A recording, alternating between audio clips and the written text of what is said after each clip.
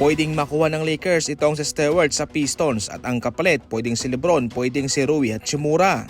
Masyadong malaking player itong si LeBron mga idol at paniguradong mayroon pang idaragdag ang Pistons dyan. Pero so far para sa akin it's a win-win trade dahil mayroong batang player na matatanggap itong Lakers and at the same time si LeBron ay mapupunta sa isang contender na kupunan. Hindi nga lang sikat yung Pistons pero at least mayroong legit ang Pistons na makapunta sa NBA playoff at posibleng sa finals dahil kay LeBron James. Si LeBron James masyadong mataas ang kanyang value mga idol pero alam natin na siya ay 41 years old na, bilang isang veterano ay babagsak talaga yung kanyang value despite na siya ay nag-average ng 22 points ngayon sa season ito. Kaya so far kung mayroon kang Stewart at mga picks, pwede na yan para sa kanilang pag-rebuild sa hinaharap mga idol. Sumama si Greg Popovich papuntang New York para samahan ang kanyang kupunan para sa Game 3 at umabot po sa 10 minuto ang kanyang speech, yung kanyang mensahe para sa kanyang kupunan. Pansin nyo kapag mayroong hinahabol itong Spurs, kapag natalo sila ay nagagawa nilang makabawi dahil sa mga labang iyon ay pagkatapos noon itong si Greg Popovich ay nagbibigay ng kanyang mga tips, mga advice sa kanyang mga malalaro. Alam niya kasi ang mga pasikot-sikot kung ano mga gagawin, mga adjustment kung sakaling mayroong kinakaharap na problema ang kanyang kupunan. Kabilang siya sa mga matalinong coach sa NBA at karamihan ngayon ng mga head coach sa NBA ay nanggaling sa kanya.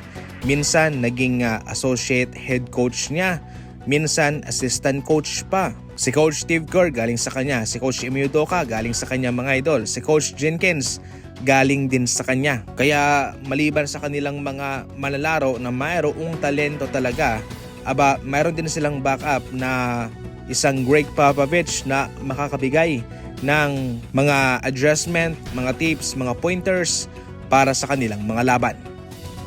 Wembanyama pinapaboran daw ng NBA. Maraming nga ho ang umangal nang hindi tinawagan ng flagrant foul itong si Wemby sa kanyang ginawang pagtulak kay Bronson. Ito'y marahil kung sa mga nagdang series yan, malaking kaparusahan yan. Flagrant foul yan mga idol. Pero bakit ngayon? Bakit iba ang tinatakbo ng pag-review ng NBA? Dahil pagkatapos mismo ng play na yan, pagkatapos ng labang yan ay mayroong lumabas na report na kasalukuyang nire-review ng NBA ang ginawa ni Wemby.